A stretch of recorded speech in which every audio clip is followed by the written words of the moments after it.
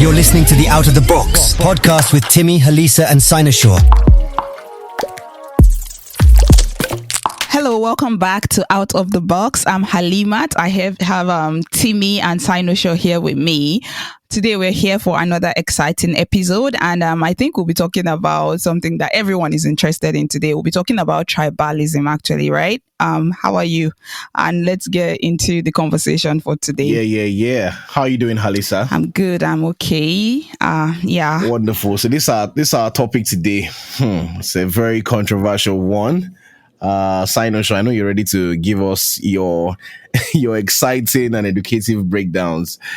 But yeah, I think like over the last 1 year in Nigeria, we've really witnessed a whole lot of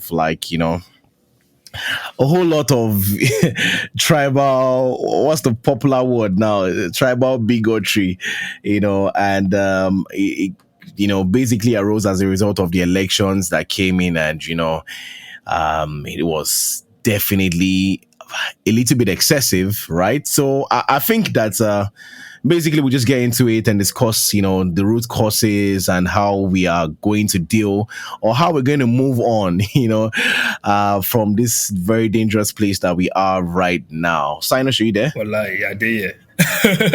It's a pleasure to be on the call again today. Okay, today we're going to be talking about tribalism, right? And yes. So let's just give our, should I say, introductory thought to the whole thing. We've had a few conversations around it before, but let's talk a bit more extensively about it too. Tribalism is what we have to talk about today. It's a key word, and it's a very important one at that. So what's your thoughts? What's your initial thoughts, or how would you like to approach this conversation? Thinking of it, really, I think, first off, we must establish that tribalism under any guise is not negative. Because there's this negative connotation to it, especially within the Nigerian space when you hear tribalism. Tribalism is not what you think it is. Oftentimes, I personally, having observed people, what I see is people terming bigotry as tribalism. Tribalism is practically just more you having this consciousness, this sense of pride, this sense of, when I say pride now, think of it in the context of a lion, right? A group of lions, yeah, you understand, in their pride. This consciousness, this loyalty, this affinity towards your tribe. It is not necessarily bad, but I believe we will get there as we navigate the murky waters of particularly the concept tribalism in this case. I bet you might have another idea. I think maybe like you've already, you kind of like try to set the tone already. That's sneaky. You're trying to set the tone that, okay, tribalism is not negative, but it could be a thing of us establishing what that word is in itself before we even try to establish a, should I say, negative route or a positive route to the approach of the term tribalism, right? Because tribe in itself, I don't hear a lot of people say tribe outside of the African context. And I was reading something that says when you're referring to people of other countries, you call them nationals of those places. But when you're referring to people from African countries, you say natives. And then when you're talking about maybe tribes or like a group of people that have organized themselves for some social, political, or cultural gains, when it's outside of Africa, you might call them just an ethnic group. But when it's Africa, it's tribe. So when you say tribe and native, then there's something that just links to Africa. And then when it's like nationals or ethnic group or things like that, then it kind of belongs to a different type of geographical location. I haven't established my thoughts completely on that. It's still a very long read. I've not finished reading it, but it seems as though when it comes to Africa, a lot of things seem to sound like it's it's not it's not the fanciest word. Let me just use that word, if that makes sense. So when it comes to tribe, because tribe exists everywhere, tribe is not just maybe Igbo, Hausa, Yoruba. Tribe is just a group of people that align sometimes just politically. The left in itself, maybe in the United States, or the right, they could give you a full debate about how tribalism work in that atmosphere. But for us, I think the conversation just gets a little bit, because we have all of this group and it's very extensive, right? It's very much in your face. So you could have conversations around tribes and Africa in that way. Anyways, we'll get more into that conversation. Please do it to me. Isn't tribe supposed to be a social construct? This question is something we've raised before, right? Tribe is a social construct. I agree. I do believe tribe is a social construct, but some people want to link it to genetics and DNA. What's your thoughts Yeah, about that? yeah, I actually believe the argument can be made in both ways. I am a person who actually believes in the fluidity, really, right, of thought. And then when you reason things properly, right, one thing that will come out, right, is the fact that some things, right, can actually put them at the other end, just like they are on this end as we speak. We are saying, oh, it's a social construct, but somebody can come to you and think, oh, it's something that is tied more towards essentialism, but let's leave it as a social construct for the purpose of this conversation. And then it will refer now in this sense to a group of people, right, within a certain But it area. makes sense. Like you said, let's quickly say this, because we're just talking terms now before we get into other aspects of the conversation. It makes sense for it being essential, right? Because human beings are not designed to exist by themselves. People are not, you're not an island. You hear people throw that out there. You need people to survive. So you just end up forming a group of people that you would align with, maybe with similar interests, or then you share the same culture. With time, you form your own traditions. Even a family unit, you kind of have this Christmas tradition and you form your own little tribe, because you're not even formed biologically to survive by yourself. So yeah, it's essential to belong to a tribe, but then it's also there's a yeah. Joy to me, please give us your own Yes. take. Yeah, so Let's not it's monopolize. yeah, Yeah. so it's pretty much you guys have actually defined it, but you're defining it like, like We're doing foreigners. So scientific. Oh my god, what yeah, are you so bringing saying? it bringing it down to the Nigerian I would have loved to like read out the the definition. So Wikipedia actually defines tribalism as the state of being organized by or advocating for tribes and or tribal lifestyles, which when you look at that context, which is what you guys have said before, is not really a bad thing. But in the Nigerian context of tribalism is more of tribal supremacy than actually advocating for a tribe. It is, oh, my tribe, this is my tribe. I'm better than yours. I am more politically qualified than yours, or politicians from my own tribe or people from my tribe behave better, than people from the other tribe. And, in the Nigerian context, it is a total disaster. And that's because we have too many tribes. I've been trying to make my research as to like how other countries across the world, if there are other countries across the world that even have this amount of tribes, together, living together as one country, in one country rather, and how they've been able to survive, how they've been able to, manage their differences. So in Nigeria, what we have when we're talking about tribalism in Nigeria, we're basically talking about tribal supremacy, right? This tribe saying, oh, my tribe is better than yours, we act better, we do better, we live better, and we are more qualified than your people, or are more educated than your people, or we have a better religion or cultural practices than your people. So that's, I'm just trying to bring it back home because you guys have taken it, very far.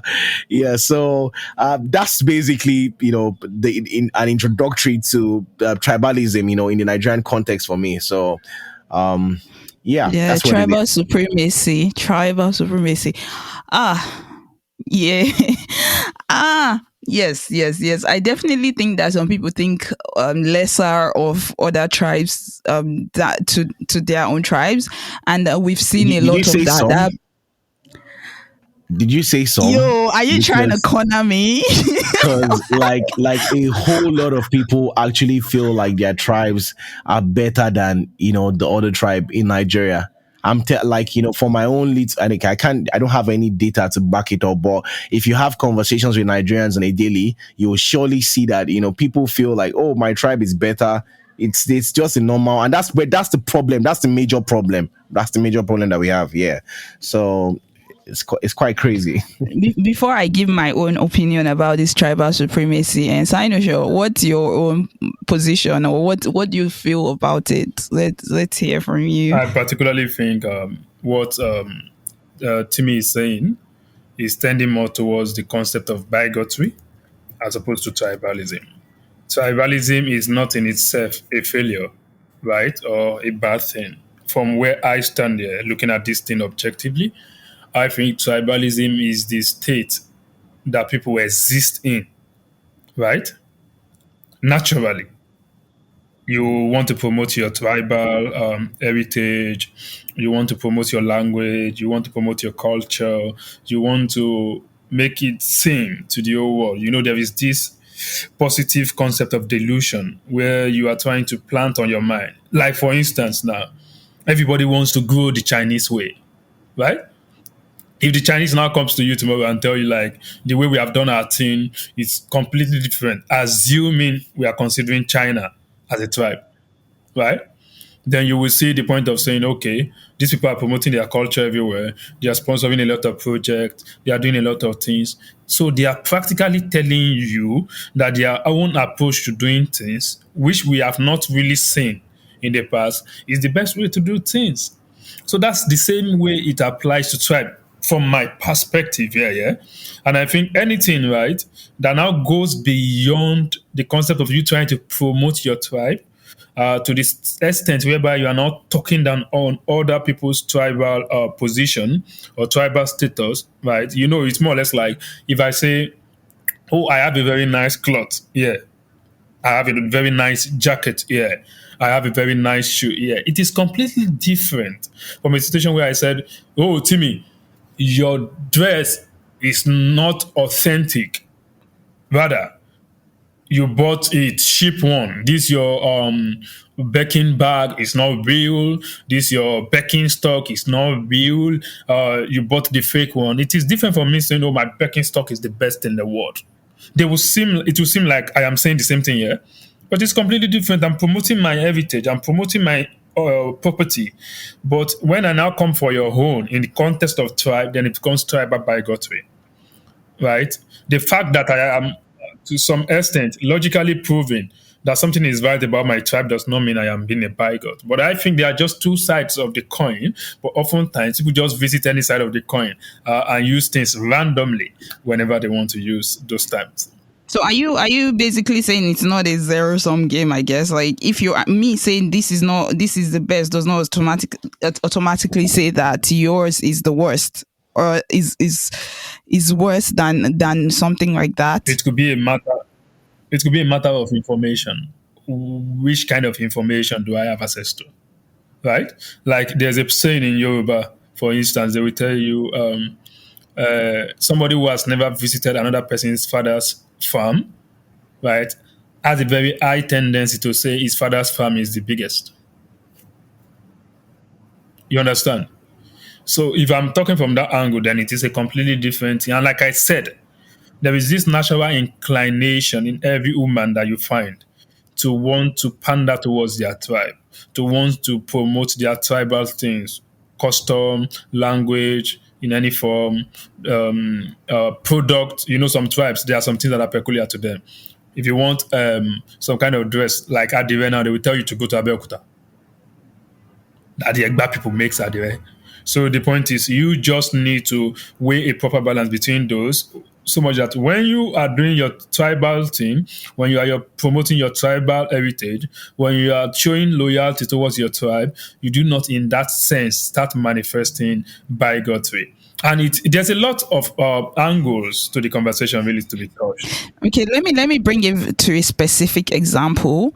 I've not seen this written anywhere, so maybe you don't want to quote me, but I think it's very, very apparent. I've heard it multiple times, right? So I've heard this, right, that people say that people from the north were told that they are born to rule.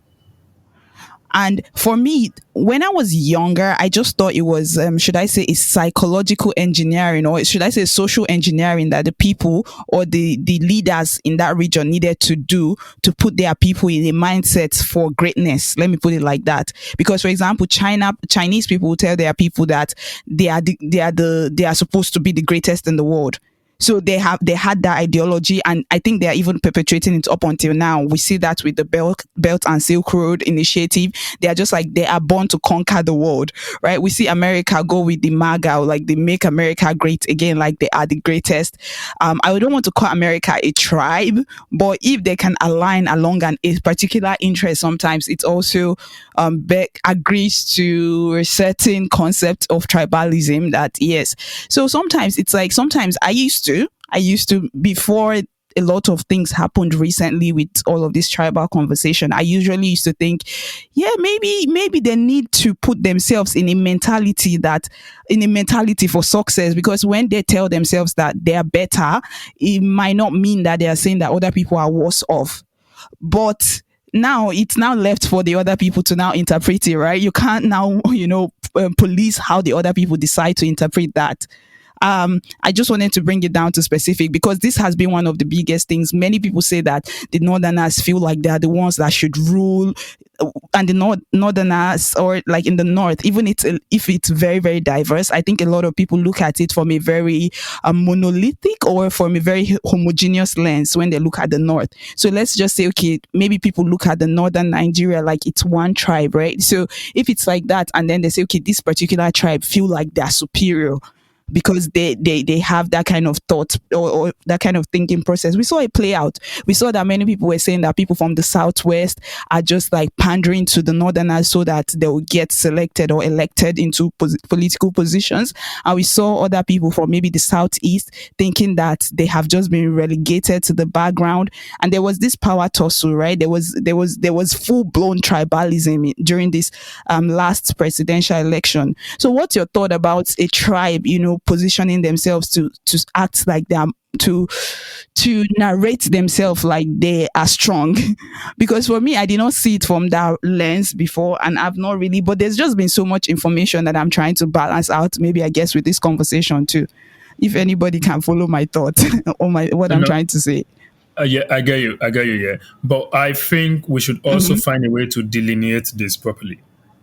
Tribalism is different from nationalism, right? Um, of course, there are some element of tribalism in nationalism, right? But the idea of nationalism, particularly, needs some kind of input. More or less like when I said earlier, there is this thing about tribalism where there's this natural inclination, right? And it has to do with the concept of change as well. Change is not a very comfortable thing for people to do. What they want to do is the things I'm used to. That's why you see a Yoruba man in the abroad who's probably shouting everywhere, not shouting like, oh, who's talking everywhere like, I would like to get amala. I would like to get begiri.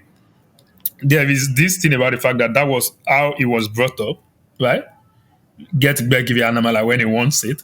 But the fact that he can't get it in the UK easily, let's assume, without considering that that's the case, makes him feel like, oh, I have this sense of nostalgia. I wish I could be in my home country right now where I can easily go to one person to go and buy amala. You understand? But the point is, when it comes to nationalism, there is a conscious and deliberate effort, right, to do it. It's not necessarily what you've been doing before. China was poor at some point. But there was this social engineering, like you admitted earlier, that was done to make that happen. But under tribalism, the idea of tribalism is more or less like it is a natural inclination. That was what you grew up knowing, right? And you think it is superior to any other thing. So you are trying as much as possible to preserve that heritage and to promote it as due anywhere you go to. That's why you see a lot of people, they will say they want to do events here in Nigeria. They might be singing any kind of song, but they will still wear their native attire, indigenous to their people, right? So I believe we should not mix it up. They are very close, but I believe there is an iota of how it is being promoted. Tribalism is something that is innate with you. Nationalism is something that you manifest after having gone through a system or process of immersion, right? And I think that would help the conversation. Do you to me? Yeah. Um. So I just feel, speaking about tribal supremacy again, because I feel like in the Nigerian context, that's actually the problem, right?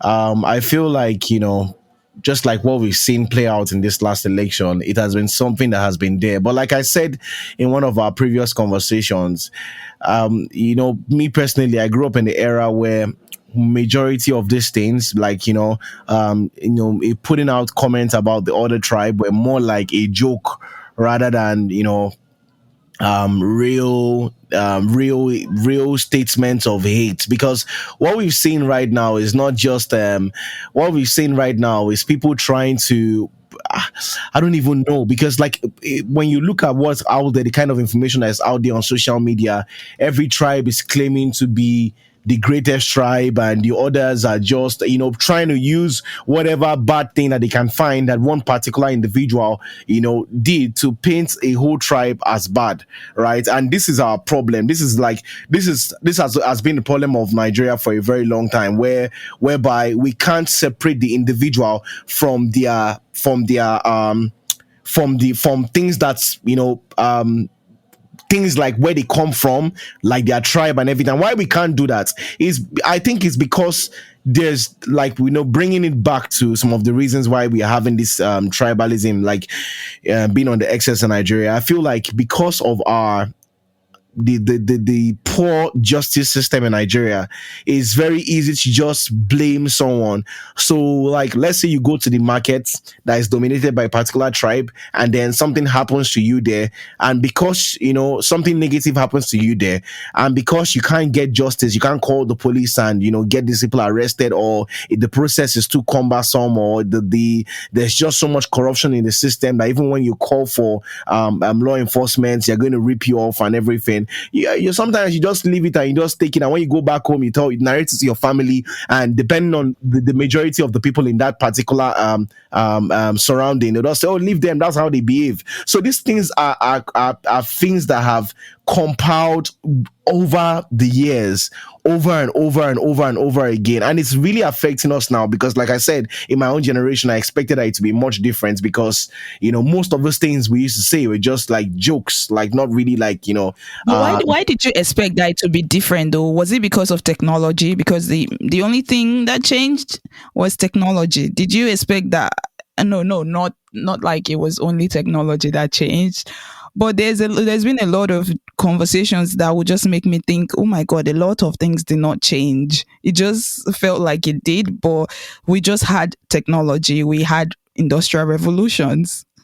Or Yeah. why did you think it would be different though? That's my question with you and your. So I felt like it'd be different because, first off, right, I'm not part of that war. I'm not part of that struggle. I wasn't born, I'm a young person, right? So I feel like, my fellow, young people, we're not part of those struggles. We're not part of those tribal struggles. Maybe I'm speaking from a place of privilege, right? And I say this with all humility, because I grew up in Lagos, right? And I know that there have still been tribal conflicts across different regions in Nigeria. But growing up in Lagos, I grew up in a community whereby your next door neighbor was Igbo, Calabar, Hausa, Fulani, and we all live together peacefully. I know there have been some tribal conflicts in Lagos, but it's not excessive where, oh, I'm an Igbo man, I have to hide under my desk because they are going from gate to gate, or I'm Hausa, so they are really victimizing me. I know there have been some things, but even those things that happened when I was much younger, right? So I just felt like, when you grow up with that kind of mindset, and then you now grow up to this stage, you now start seeing some kind of things, and you don't expect those things to be in our generation. Secondly,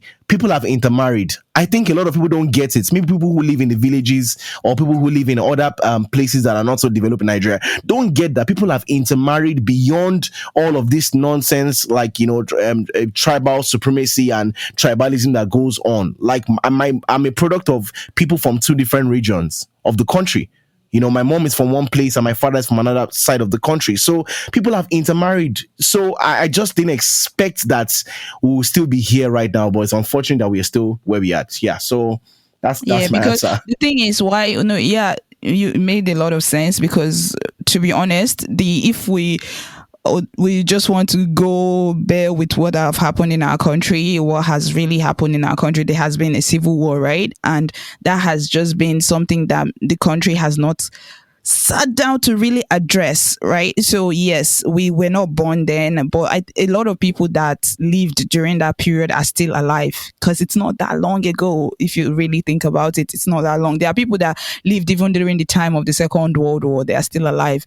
So it's not exactly that. So yes, yeah, I still get your point though. You make a lot of sense, because what made me say that was that I was thinking about what fuels this tribalism, especially today. And the internet seems to be culpable. The internet, that you think, yes, there's information, there's free flow of information. You just like, you're in this borderless world and you just get all of this information. So it equips you, right, to be around different people, to understand the way people think. But with the internet comes polarization. It comes, you listen to one kind of information and the same type of information floods your page. So it means that you kind of get to feed your own biases. So like, it's just confirmation bias on and on and on. So what you think about a certain type of people, if it's hatred and you go on a thread of hatred, then you just keep on seeing hate speech. But when it's like you're thinking good things regarding this, then it's just a flood of that kind of information to you, right? So sometimes I feel like, yes, the internet or the technology or all of the channels that we have to help us be better people have helped us to be better people, but it could also be the same thing that's the poison that's fueling all of these things, because it could be a rabbit hole out there. So that's just why I thought about that. I needed to. I think it's from the family. It's from the home. Like, if you look at these things, most of these things that we are facing right now is inherited hatred, whether we like it or not. So I thought about this thing carefully, right? And I said, you know what? If we have been relating with ourselves, like we younger people, right? We've been relating ourselves, we've gone to school with each other, and if there were cases, like there were really massive cases of tribalism, and I say this with all due respect to regions that have been afflicted by tribal conflict, right? I understand that they might feel a certain way, but for some of us, right? I don't know what percentage of us, I don't know if we're in the majority or if we're in the minority, but I do know that for some of us, seeing tribal hate is kind of like it's very absurd to us, right? And most of these things come from the homes.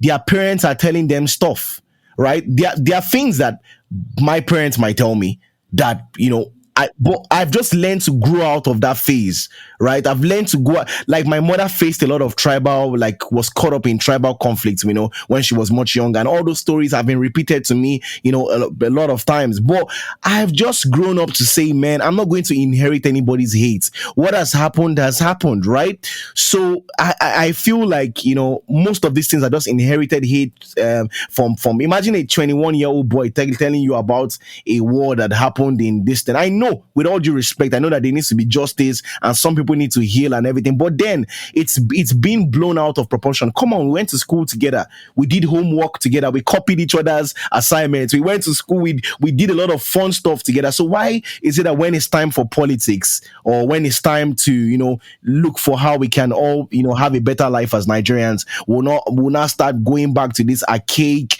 obsolete, primitive, primordial sentiments? Doesn't make any sense. And the major issue is people need, until this is my own issue, right, or my own solution. I think, like, until Nigerians accept that no tribe is better than the other tribe, we're not going to move further. If you're looking for a very bad, nasty Yoruba man, you will find them. If you're looking for a very great, kind-hearted, well-to-do, decent Yoruba man, you'll find them. And it goes across all the tribes. It goes across all the tribes, and all of them all have their own unique behaviors that you might want to chastise, or their ways of life that you might want to chastise. But what I cannot cope with, or what I don't do so well with, is that tribal supremacy, when people are blind to the things that they are doing to themselves, right, to their own people. Yes, are there still some sort of tribal tussles where people are doing bad things to other tribes? Yes, they are. But it seems to be that in Nigeria, everybody's blind to what their own tribes people are, like their own tribesmen are doing to themselves. They don't worry about it, but they want to always push that blame to somebody else. And as I said before, that may just be as a result of the lack of the justice system that is not working in Nigeria. You understand? So it's just a whole, big issue that is just twisted in and out, but yeah, Signature, I'm sure you have like stuff to say. And if let me also add this, so you also say more. Do you mind roping in classism there? Because I want to. Sometimes it's tribalism and it's tribal supremacy, but then we now see people that all of these people that have the money, they don't care, they marry around, they marry each other, they don't mind as long as their wealth stays in their ranks. So yeah, just give us your own take generally. We could come back to this. I see, like I said, I believe tribalism is a matter of a matter that we can trace to natural inclination for a lot of people, right? It's something that they just naturally tend to pander towards. And then I also would like to quickly establish this. If you want to think tribalism in Nigeria, right? Think the whole structure, like Dorothy said earlier. Rule of law, administration of justice, fairness and equity. Within the context of Nigeria, you understand it. Think also resource allocation. Think also poverty level. Think also access to means of livelihood for a lot of people. Think also human dignity. You know why all of these things are important? I usually like to think in a way, I don't want to say analytical, but it's analytical. And why do I do this? I do it all the time because it makes my life easier. Why do people need to pander towards their tribe as opposed to forming a sense of nationhood and pursuing a national goal? It is simple. There were injustices that were not properly treated. People passed the grievances down to their offspring. Their offspring regurgitate it. Why don't they do these things in places like Wafemi Awolowo University, where they will put 8 of them in the same room?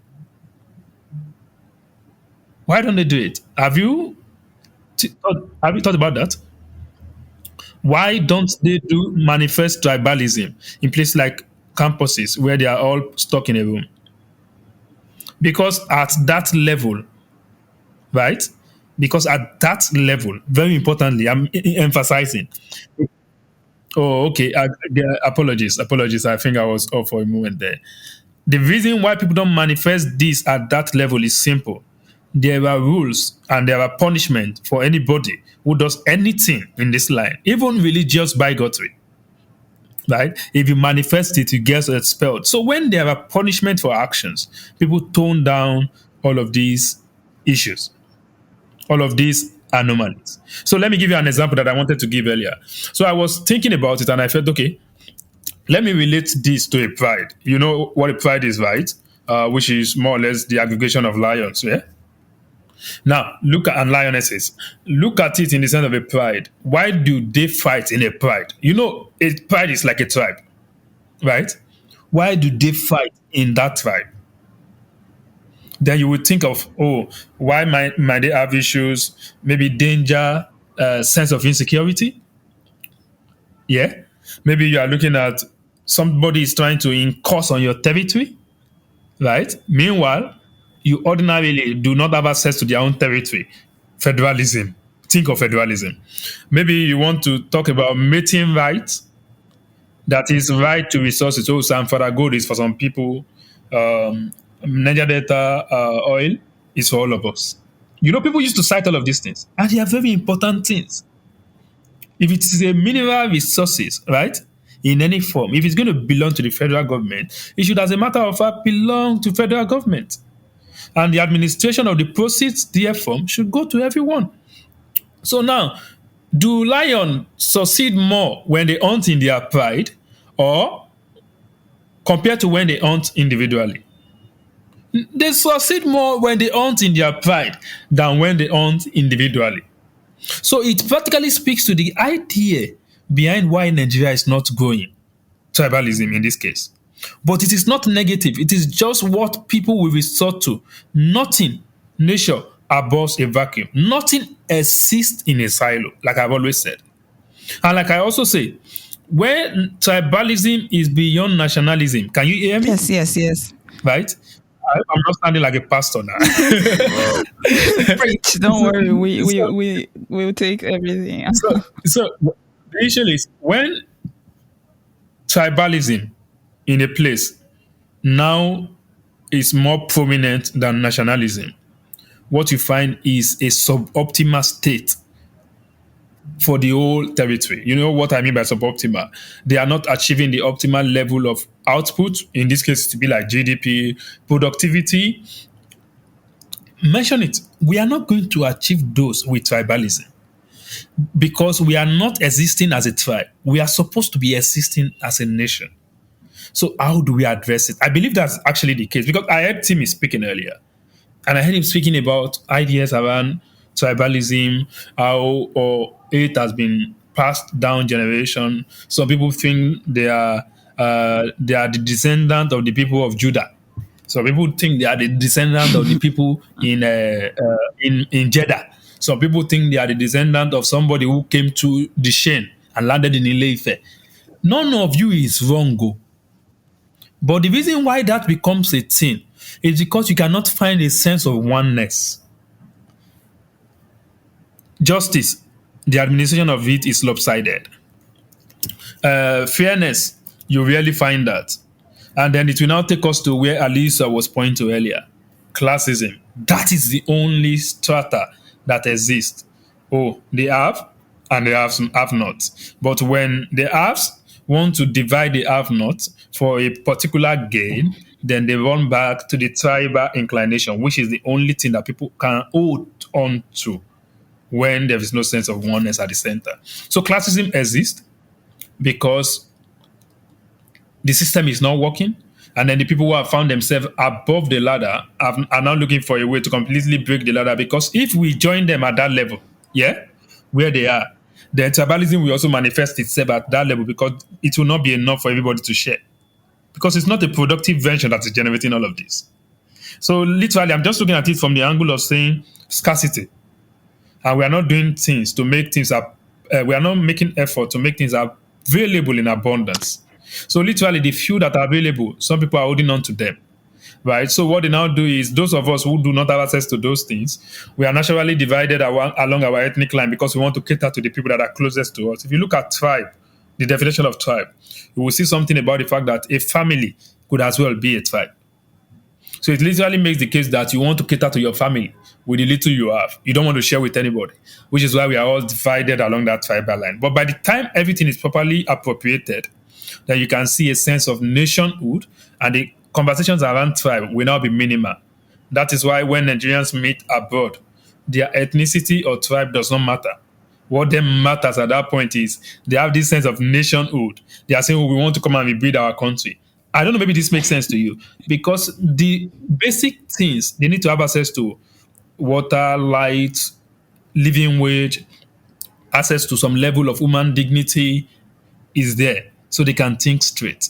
And that's what I think is manifesting. Tribalism is not wrong. Yeah, this thing, before you actually pass on it real fast, it's like you've been mentioning tribalism and nationalism, and I think you've been doing comparison, and it makes sense, and it's making me think about, should I say, more homogeneous countries, right? So would you now say that tribalism and nationalism don't have conflicts? there. So maybe like tribalism and nationality or nationalism is on par, and that's why they function more, or they function better, because there's no way tribalism. I think I think what we need to also note, there are no homogeneous societies.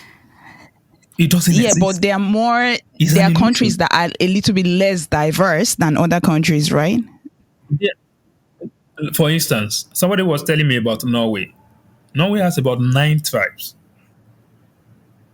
and they are just about 4 million or 5 million people. Yeah, they have about 9 tribes, but over time they've reached a position where they speak a similar language, right?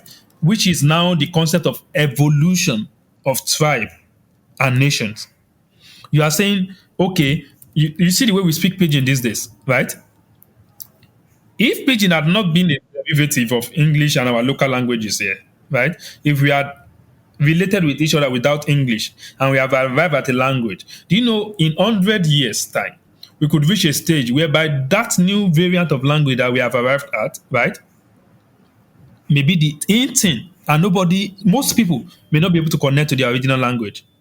I don't know, maybe you get this thing. No nation is homogeneous. People just evolve over time. Some people will tell you the history of mankind, we started from the Garden of Eden. Okay, this, that, that, that, that. Even though some things will now make it look illogical at some point. But the point is, if you put your mind to it, you will see that people evolved over time. Oneness, and then you will hear the story of the Tower of Babel, yeah, where people were doing things in collaboration, and then their languages just changed, and then they now had to start having confusion. So practically, people evolve. That's what I'm saying. So if you see nations that seem homogeneous today, probe them very well. Some people made deliberate efforts to ensure that homogeneity, that seeming homogeneity, is achieved. So that's why we are talking about nationhood. Nationhood means we are striving towards a level of homogeneity, whereby people will cross marry, do a lot of things. Where do you want to classify somebody whose father and mother, right? A woman whose father and mother they are Igbo and Hausa. That woman now got married to a Yoruba man whose own mother or father is a product of Igbo and Yoruba. I don't know, maybe you get me. And then at the end of the day, they gave birth to a child, right? Who is that woman's father is Hausa and Yoruba. They now give birth to a child who is being taught Hausa, whose mother also knows Igbo, and whose father is Yoruba.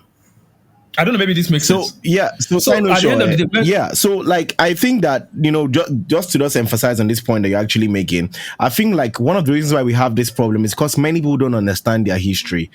I can tell you that for a fact, before we like where we became a little bit developed, there were lots of tribes fighting amongst themselves, and they were capturing slaves amongst different regions, and they were, after a while, those people would become part and parcel of those tribes.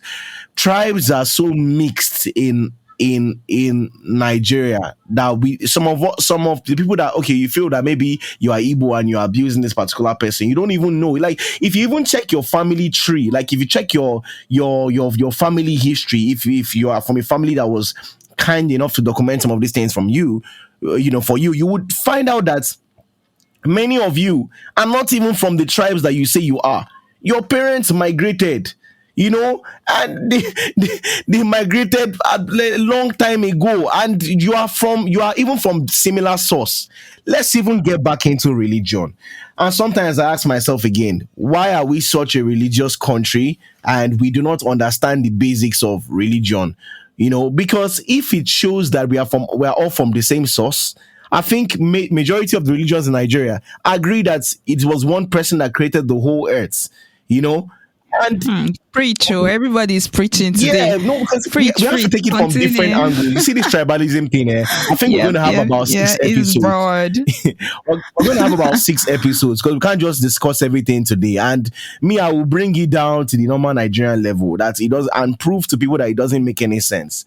If we all accept, if you are even a Christian, I've even left the tribal. No, I can just beg everybody that is listening, go and check your family tree. A lot of you have that Igbo that you despise so much, that Yoruba, that Hausa that you despise so much. A lot of you have those blood in you in one way or the other, but you just don't know, right? Now, let me even go back to religion I was talking about. We are all from the same source. Everybody agrees, whether you are in Nigeria, apart from those that are atheists, you have majority of Christians, Muslims, and traditional worshippers. If you study all of them, they all prove that there's only one supreme God, and we're all from the same source, right? And when you look at let's even enter the Christian story. We're all working on the same project before God scattered everything and put us down into different languages and everything, right? According to the Bible. I'm not sure if I'm correct though, because I might be rusty on my my Christian studies now. But then, yeah, Go am I back right? to Before I go and you said what? my. I actually don't. I don't mark Bible studies, so you can go ahead. If you are wrong, our listeners are going to correct you. All of you are trying to preach for us, but it's okay. You're doing the Lord's work. Yeah. Go on.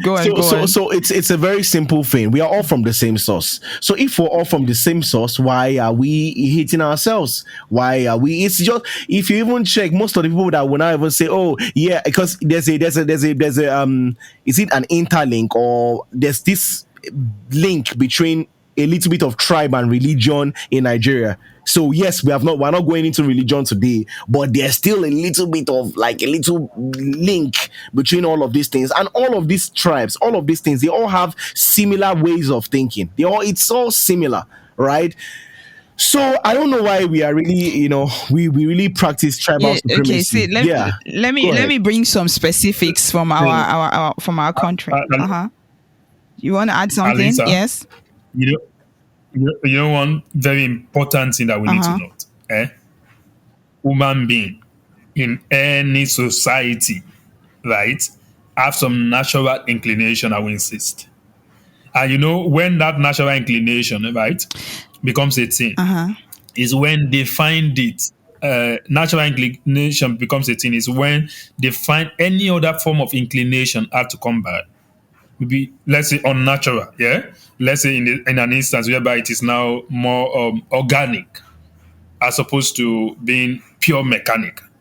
There's this thing, people have solidarity. There will be solidarity. Solidarity is an ever-existing concept in the theory and in the evolution of mankind.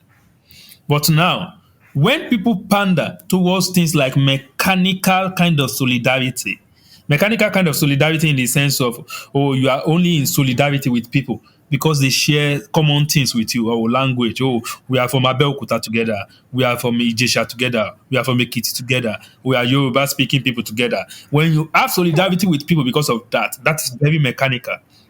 And it happens in a situation whereby there are some impediments that are not allowing you to evolve from that state. That's where tribalism comes in. When you now manifest this tribalism to the point of what we call jingoism. A lot of people use jingoism. A lot of people use chauvinism. A lot of chauvinism in the sense of chauvinism. I'm saying that because I'm not sure I pronounce it well. My Yoruba is coming out. And then there's also the part of bigotry. When people wait. So what does that mean? Is that tribal in a sense? Your Yoruba is coming out. It's a good tribalism. My Yoruba is coming out. Yeah. My Yoruba is coming out is seeming more to me like a way of saying, yeah, I am a Yoruba person and I like it. You nice, understand? Great. Yeah, but it doesn't necessarily mean you being a wonderful man from where you're from, yeah, that wonderful tribe that you're from, is wrong. But in a case where I now say, I'm a Yoruba person, and no person of Igala descent can speak better than me, then it's going to be like, why are you saying that? Is it necessary? And that is why the concept of living together should be taught. And before I land, we need to attain a level of organic solidarity in Nigeria. Then you will see that tribalism will disappear. You know why?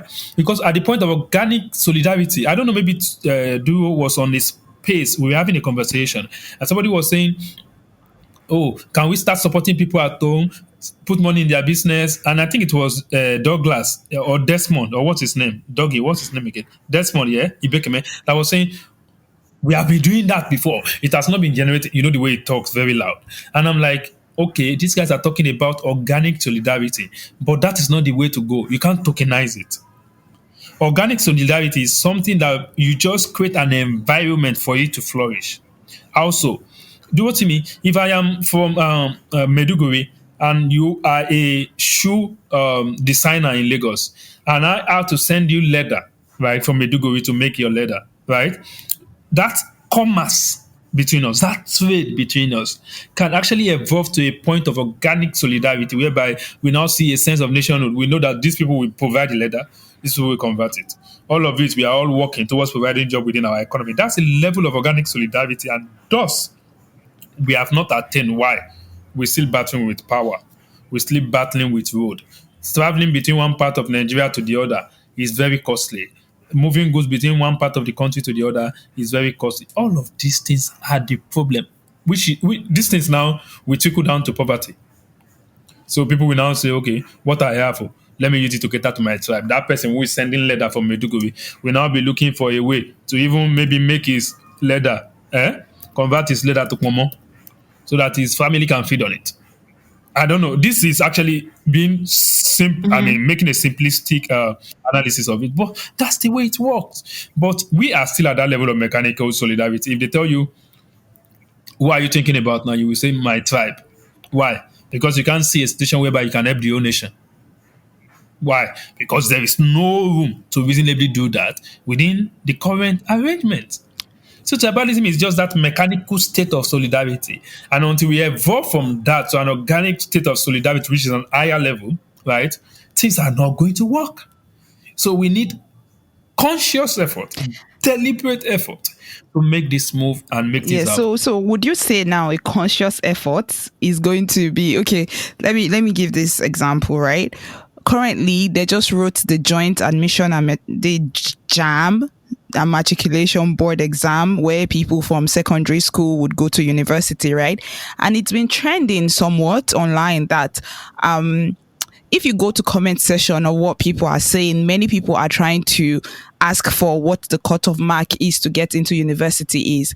And many people have been trying to throw this jab out there to maybe northerners, and they're like, oh, I'm sure maybe in the north it's like 90, in the north maybe it's like 140, when in the south or in southwest is going to be like 200 or something like that. So what they're trying to say in essence is, if you follow the Nigerian context or the Nigerian university system, you might be able to share more light on that. But it's structured in such a way that maybe there are some institutions or there are some indigenes from some particular state that might be provided with lower cutoff mark to enable them get into school as compared to other people, or they are maybe giving priority entrance to other people, and maybe many people are seeing that as some form of injustice or some form of unfair treatment. But maybe the government is seeing it as a political solution to solving some sort of problems that they have in that community by prioritizing members of some some groups that they find to be a little bit lacking, so to say, in education. What do you have to say about that? It's been online for a few days, this whole jam saga. Shey na me you dey follow talk because e be like say you dey look for controversy. I mean, we need to share more, like, because it's really something that people have been complaining about. People have been saying that many other people get lower, get to enter university with lower cutoff marks as compared to other people. I do not believe anyone who wants to do equity, who comes to seek equity, right, should come without doing equity. The concept of equity is something we have discussed extensively over time. At times, it seems like we are confusing ourselves. But when you say people should come into the pool on the basis of an education less developed state, it presupposes, right, that the development of education in those states are not being properly attended to. I don't know, maybe you get me. Because human being everywhere in the world, when they are put through some system, a properly designed system, right, you can reasonably estimate the range within which they will fall in terms of the output they are able to bring out or how they eventually turn out after the process. I don't know, maybe this makes sense to you. Yeah. If people are having to enter the university, right, on the basis of education less developed state, then it practically just speaks to the fact that maybe such states should not exist. Maybe they should be submerged with states that actually are able to properly fund education because the education of our people is very important. Let me give you an instance. When Obafemi Awolowo was financing education in the Western region, right, a lot of other regions took on that to promote their own. So if there was indeed, right, a spread such as that at that point in time, why are we still talking about education less developed state today? It shows issues around governance, right? And you take somebody into the university when they are not deserving of their slots, right?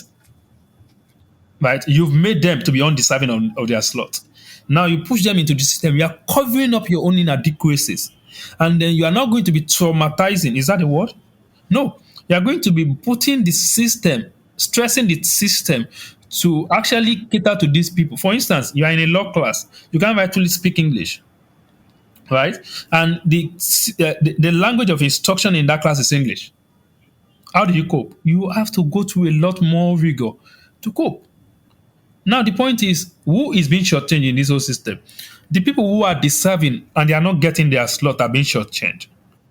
The people who you are pushing through this system without enabling them ab initio from the beginning of to their primary education, to their secondary education, trying to get them into the system. If it has to do with you supplying them meal to keep them in school, ensuring everything possible so that they won't be distracted and they can get the fundamentals right. You are shortchanging them by putting them through a system where they cannot easily flourish because you have not done the rightful things while they were in their formative years. I don't know, maybe this makes sense to you. But the point is, education less developed state, it is not the fashionable thing that Nigerian politicians think it is. It is indeed an indictment on them. And see, I won't blame anybody who came into school through ELDS. I will blame the people who allowed an education less developed state to exist. I don't know, maybe this Yeah, makes it sense to makes you. sense because But the people now, that would when take the people that take the blame is usually the people, right? Not exactly the politicians or the people that shortchange them from the beginning, that did not put them through imagine, proper elementary education so that they'll be able to compete with every other person in every other state, right? And now you bring them to this level that they're about to go to tertiary institution only for it to feel like you're doing them a favor or something like that. So yeah, yes. these are the basic things, essentials that every Nigerian, as a matter of fact, should have access to. And you must not underfund it. You know why? Even if you are funding it before, you must not also defund it. Because the point is, when you fail to educate people at that level, right, you are creating an environment where, like we have always said, nature abhors vacuum, yeah? Someone else, some other set of people, will give them the education. The education they will give them might now turn them to ISWAP terrorists. It might turn them to unknown gunmen. It might turn them to agitators all across the country who doesn't even know what they're agitating for. This is not a slight on the people who are agitating. A lot of people know what they're agitating for. But the point is, if you fail to educate your people, right, the alternative cost you will incur for that is quite too high. You understand? So provide those basics. Let it be qualitative and quantitative, intensive, so that when they want to aspire towards university, the concept of education less developed state, which is a form of stigma, will not even exist. But a lot of people think it is equitable. No, it is not equitable. It is indeed not equitable because equity in the real sense does not promote mediocrity. equity in the real sense ensures the actualization of the objective of optimality. Optimality in the sense of making the best use of what is available. That's what equity does. Access is the equity. The consequences is not the equity. I don't know, maybe you get me. Access, please, someone should see, write it anywhere. If you're holding a book, see, I've been preaching this word, access everywhere that I can, because that's just that's the key word, honestly, for whatever time we're living in now. That's just the basis, honestly. But I wanted to pose another specific situation, and I want Timmy to to share his own thoughts on that. There has been this conversation around zoning to tribes, or should I say region, zoning the presidency to tribes and region. Do you think I wanted to let me still use it. Let me still use the word. Do you think it's equitable for Nigeria to think about zoning? What's your thoughts, zoning across tribes? Because that's what this election, the one that we just had, kind of seemed like. It felt like they needed to zone to make sure presidency reaches different tribes at different times for it to seem like everybody's treated fairly in the country. Yeah, so for me, I think that would be a good idea, honestly, because anything to just ideally, I don't really believe in zoning. Right, I believe that the best person can come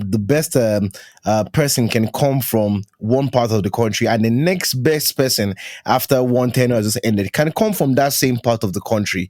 So if we're actually a country that can actually defeat tribalism, I don't really feel like I will be down with the zoning idea. But since we are still stuck here, I feel like it's just better for us to just get it done with. Like currently, people argue with you that no Igbo man has actually led this country, even though a lot of Igbo people have been close to the number one seats. We've had them as leaders of the National Assembly and so on and so forth. But no Igbo man, since democracy has actually been like president or vice president. So I feel like just to just get it done with, because it's not going to solve the Nigerian problem. If you put an Igbo man there, it's not good. That's not what's going to solve the Nigerian problem. What will solve the Nigerian problem is putting someone there that has good character, someone that has that integrity, someone that has that vision, a visionary Nigerian leader that is absolutely free from corruption. But since this, like we saw in this last election, it was just all about trust. It was all about, oh, this is my man, I trust this person more. And that's why when you look at the vote count, you see that more people voted for each of these candidates from the region which they are originally from. So I feel like, to just get it done with, we should just, zone. And there are even some other tribes that have never been being close to the presidency seats. I believe that when we are even doing, the way I might even think of this zoning thing might even be it might even be a little bit extreme to the way people take it. So let's just get it done with. Let everybody just have a chance to be at that number one seat, maybe. And I wish we could even do it in like a 2-year thing. Like you go there, you do yours for 2 years and you come down, let another person do it. So we can just get done with that phase. Because it's not going to solve the problem. But some people would never agree. Some people will always feel aggrieved because my tribe has not been there. My tribe has not been president and whatever. And it speaks to this tribalism stuff that we're talking about. Because if you look at majority of the people who have led this country after democracy, their people have always been disappointed with them, after they come back. Right, so you have people like Obasanjo, and many people will tell you he didn't really. It's not like his presidency really favored the Yorubas. It's not like he did the roads close to his place, even though that should not be the work of the president, because roads are meant to be done regardless. But then it's not like what they call him, Goodluck Jonathan finished and he did something fantastic for his own people, or it's not like what they call this man who is just leaving now, Buhari. Really did something fantastic for his own tribe. So at the end of the day, most people are still very adamant when you're trying to preach to them that, okay, yeah, we can actually forget about tribalism and just vote in the most competent person. But since there are still people who are adamant and still hold on to those, primordial sentiment, I think that zoning might just be able to help us solve this problem. And while we're doing it, let's focus on the tribes that have not led before. So if there's even a way that we can even have a southeast, if that's what we agree to do, but there must be a consensus. If you're going to be marketing a candidate to me and you actually feel aggrieved that your region has not been president before, don't come and start marketing that person to me me based on good governance, because that person may not necessarily fit my own definition of what someone who is a visionary leader, or the kind of leader that I want to lead me. Let's just let it be a clear understanding that it's just going to this region because they've not had it before, and then we can now be able to close our eyes to some things and just allow them to do it. I know it won't solve the problem. But it is what it is. Doesn't it speak to the tribal supremacy of the Wazobia? How did they do that hierarchy? Like these people, then that people, they became the most powerful. It was maybe purely based on population and maybe their geographical location, the advantage that provides to them. However, you know how Nigeria is structured, it kind of just feels like a Wazobia nation. What happens to the other tribes, right? What happens to the multiple of tribes? I wanted to start mentioning them, but let me not go down that route because there are just that many. So if you're trying to zone it now to What the happens north to and the to Igala the, tribe? you know, if you try to zone it now here and there and you zone it and you're now like, okay, the tribes that are the most important have done what they have to do. So now let's come down to serious business. Nigerians are going to be ready for that. Well, I think that I think that I would just get this stuff out of the way, but I don't even know how we even came to that conclusion, like the Wazobia thing. I think, as you said, maybe as a result of population or as a result of I don't know, but that's not like that's I said. You see, these things are generational problems. It's not my problem in my own generation. It's unfortunate that these old guys have not, like, I don't really care where you're from or where Sinoshaw is from.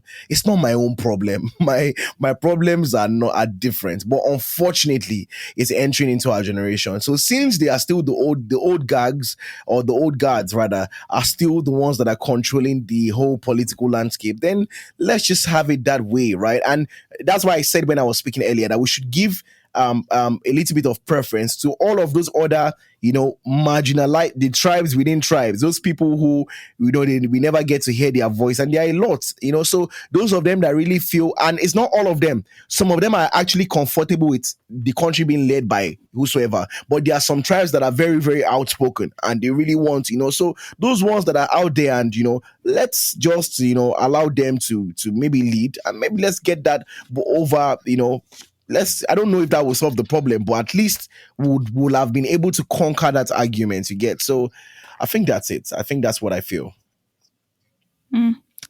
Good point. I don't know if I necessarily agree to that zoning. I don't even agree with what I said, but it's fine. Yeah, like, I mean, I can see, we can see what is driving that. Obviously, we know what happens. Well, I don't necessarily agree with it, honestly, because it will never end. Or when is it going to end? When is it going to end? Because many people thought every part of the north. When Nigerians are ready to progress, we stop zoning. When there's a deliberateness behind the concept of growth in Nigeria, yeah, we will stop zoning, because he who would probably be able to galvanize the old resources we have towards prosperity, right, might not come from the supposed next group of people that we need to zone to. And don't forget as well, in this zoning up and down, right, there are group of peoples, regions that are normally that are politically weak normally, right? Not because of their own strength, but it is a game of number. Yeah. So in a place where they do not have the necessary number to cause any this thing, see, there's going to be a problem. And that's why I think the system of saying zoning is not even equitable. Right? That's why they will say, okay, it's the turn of the South. And then Southeast cannot reasonably win. You get what I'm saying? Whereas South has participated, Southwest has participated at the top level, but Southeast has not. See, the point is, if we want to grow, we will know that this concept of tribal loyalty that has led us to a state where we are now zoning across regions, where you can see the tribal setting. Like, for instance, if you look at the Southeast, you see a predominant Igbo society. If you look at the Southwest, you see a predominant Yoruba society. If you look at the South, those people are even more diverse, but they call themselves Niger Delta. So the basic thing is we are still at that level I was talking about earlier, that mechanical level, right, of solidarity, of social evolution. And until we leave that stage, right, perhaps if anyone is in office now, if that person decides to pursue the opening up of the Nigerian economy, the bridging of the infrastructure deficit, a proper administration of the system of justice, promotes equitable access to means of livelihood for the people, yeah? Then we can come back and have conversations around going towards organic level of collaboration or solidarity, which will now beg the question at that point in time. Nigerians, are you people enjoying the country now, or you want your tribesmen to rule or govern? Nigerians would rather enjoy the country than have their tribesmen govern. The reason why they are clamoring for their tribesmen to represent them at that central level is because they think he is the one that will be answerable to them. I will attend to their request. Until whenever we get that kind of leadership that attends to everyone equally, that's the equitable part, that ensures that justice and fairness becomes the order of the day. That's the next part. That also ensures that access, right, so the means of livelihood to things like essential services like education, amongst others, right, becomes a thing without necessarily a recourse to your status, financial status, then you might not be able to attain that level. And then if you don't attain that level, you will continue to merry-go-round around the idea of merry-go-round around the idea of oh, I said around merry-go-round the idea of Your because it is the merry-go-rounding comfortable. now. Yeah, I'm merry-go-rounding the merry-go-rounding. The merry-go-round, pardon me. Eh. So that's where I actually stand, and I think that's the next level for us if we really want to thrive. All right. Draw it to me, please. I this topic can be pretty broad, right? This tribalism topic can be pretty broad because sometimes you can even get scientific with it, and then you can just look at the social political aspect, which we try to do. We're trying to also look at the scientific aspect too, because you sometimes have to understand where problems come from for you to be able to solve them, right? I was listening to someone I think majority of you might know. His name is Jordan Peterson, and he talked about this, and he was talking about it just with the American political space in mind, but it was pretty relatable because he was just talking in, should I say, play terms. So he was talking about the need to belong to a tribe. Like, it's just natural, you have to belong to a tribe. It's okay, don't look at the problems and say you're not going to belong to a tribe because it's not sustainable.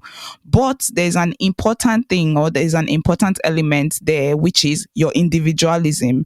As an individual person, you can still, you belong to your tribe, quite all right, but then be an individual, because you are necessary. Your individuality is necessary for the progressiveness of your tribe or anything. So for example, you belong to a tribe and they're trying to project an interest on you, a common interest, which we see a lot of the time when it comes to a lot of secessionist group that has been forming. They tell you that all of them think a certain type of way. They tell you there's a Yoruba interest, there's a Ariwa interest, there's a Igbo interest, or what should I call it? But you know what I'm saying, right? So they'll tell you they are disinterest, and you might end up forming a mob mentality along that line. But it's for your own interest that you're an individual. If you are not that individual that can think for yourself and say, yes, this is how the group thinks, but then there are other elements that might need for us to move forward, or move in a certain type of direction, then you might not even be that necessary person in your own tribe. So it's very good for you to be in your tribe, but also be an individual that would want to grow in capacity to be able to grow beyond it. Because there are many people that have thought about detribalization. I think Dorothy May can even talk more of that, like detaching yourself from a tribe. But there are many people that will tell you this tribe, even Sinosha has hinted to it, that it's something kind of like, it's like it's genetic almost. There are some people that will tell you you can't hide away from it because you are not an island, right? So my own look or outlook towards it is, that is a very profound way to look at it, that yes, you can belong to your tribe, but you have to know when your tribe is not doing the right thing, or when a projected interest is not for the benefit, in fact, of your tribe or for humanity, because that's what we're seeing, right? You need to be able to tell, regardless of who is trying to commit whatever or who is trying to do anything. So that's what I would say to that. If you have anything to add, and just go ahead. I think just rounding it up, right? I would say that, me, personally, I consider myself as a detribalized Nigerian. I actually see no benefits of,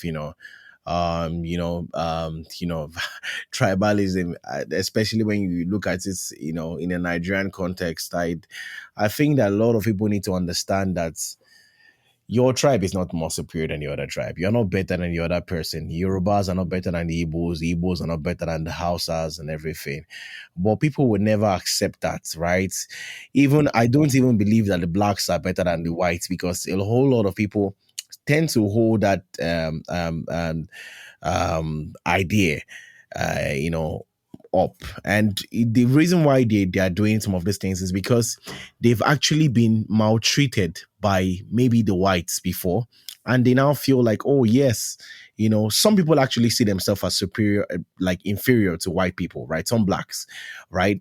And as a reverse, to now play a reverse reverse psychology or whatsoever, you now start seeing people, trying to say, oh yeah, the black people, like doing everything to make people feel like, oh, blacks are better than the whites. You see, I just feel like whatever supremacy, whether it's black supremacy, I'm not even down for black supremacy, because a lot of people find white supremacy offensive, but if you actually check, they are black supremacists, right? So it actually makes no sense.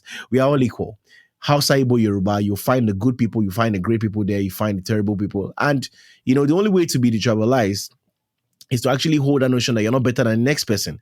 And the way to also solve this problem is that stop affiliating. When a criminal is a criminal, don't affiliate his tribe or his tribal leaning or whatsoever, where he's from, to that crime. Don't affiliate any other thing. Just treat a criminal as a criminal. When somebody does something good, don't also we are one, we are already a nation. We're already one Nigeria. So if it will have been a great thing, it's not even a great thing anywhere, because when you start seeing people saying, oh, Ghanaians behave like this, or South Africans behave like this, and that's the notion that many of them hold. You see this bias is just so crazy, because South Africans, when they talk about Nigerians, they talk about Nigerians as one group of people. They don't say, oh, the southern part of Nigeria. No, they just say, oh, Nigerians, they behave this way or whatsoever, because it's just the way, like you guys talked about the social construct. It's just like a programming. It's just like the way we are just programmed to feel like, yeah, these people are bad or that people are that. See, when I say some people have been trained in this particular way, I'll give you an instance. So somebody has an uncle that works in Lagos, and he's in the village, in any village, right? And he has never been to Lagos before. That uncle has maybe any kind of experience and travels back to the village. Now, when he travels back to the village, he's telling, oh, Lagos is for the tough. It's, the people are like this, the people are like that. That person has not even experienced Lagosians, but already has, or has not experienced Yoruba people, but already has that fixed mindset that this is how they are over there. So when you go with that mindset, and from day one, even from when you even come down from your bus or you come down from your plane or whatsoever, you're already manifesting those things. And it's just it's a whole big disaster. So I think that until the egos are dropped, until people say, yo, man, I am, I love my tribe, as Sinoshaw has tried to say, like that, that the core concept of, supporting your tribe shouldn't be a bad thing. It's cultural, right? So you have to celebrate where you're from and everything, but it should never come at the expense of talking down on someone else's tribe and say, oh, we are better than them. Like, go on Twitter now, a whole lot of things. Like, you see, oh, we were first wearing clothes before the Hausas, or the Hausas were wearing clothes before us, or like with the example that you gave, where people are trying to say, oh, people from this part of the country are not so intelligent, when majority of our parents even schooled like in the north, despite the fact that they were from other parts of the country, and the school majority of them went to school in the north. So, well, it's a really big topic, and I don't think that we can actually exhaust it in one episode. I think we've done a lot to at least incorporate the different aspect, or the different, because like it's a broad topic. Someone can go full scientific on it, and someone can go full creative on it, full political, social, cultural, and all of that. I think we've done, a certain level of justice and equity and fairness to the topic. If you have any last or closing words regarding this topic, give us your take. Let's round up. Sinoshaw, I think, can give us his closing remarks. Yeah, thank you, Alisa. I would like to reiterate what I had said earlier. Tribalism is not the state we should be if we want prosperity. A tribalistic state is not the state we should be if we want prosperity. The coming together of different tribes, the coming together of different ethnic group, and the cross-fertilization of idea, the productivity that we get therefrom, all of these things are very important to forming the level of synergy that we need to progress as a people. So tribalism cannot take us there. Like they used to say, you get. So we need to resort, as a matter of fact, to processes, systems, arrangements that can help us get a sense of oneness, a goal at the center that we can all pursue as people of the Federal Republic of Nigeria, and then of course make this whole place better, and enough in resources is available for us to use towards that, actualizing that goal, and that alone, I think, is a way for us to actually mitigate some of these current issues that we have. Thank you. Okay, that's a good one. Good one. Thank you very much for listening in. We'll round up, and we'll see you on our next episode.